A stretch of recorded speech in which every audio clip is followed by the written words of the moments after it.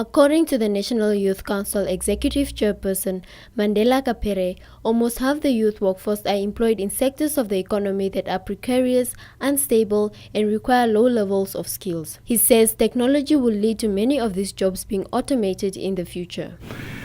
Internationally, we have seen new trends, especially the influence of technology and how it threatens job security in some sectors. For example, in the transport sector, we are going to see significant competition for jobs because of the influence of technology. So we need to already begin to sensitize young people in those jobs that the nature of the sector is changing significantly, right? The use of technology will definitely become a serious factor for them to be able to access customers. So young people who own taxi businesses, they need to think about how they are going to integrate technology into their way of doing business.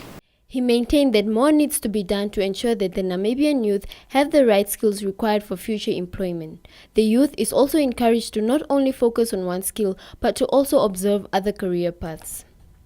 So what do we need to do is the question. And some of our suggestions are, for example, we need to focus on vocational training as well as on the multi-skilling of young people.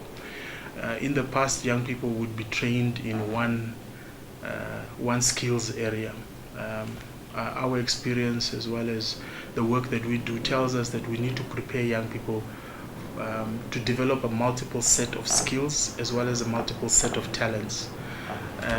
The traditional 8 to 5 jobs in future will not exist. Employers are now engaging workers more on consultancy basis, on temporary basis, or on a limited number of hours. Right? It's becoming more cheaper for companies, even for big companies, to hire people on this basis because they don't need to bear the cost of taking on full-time, lifelong workers.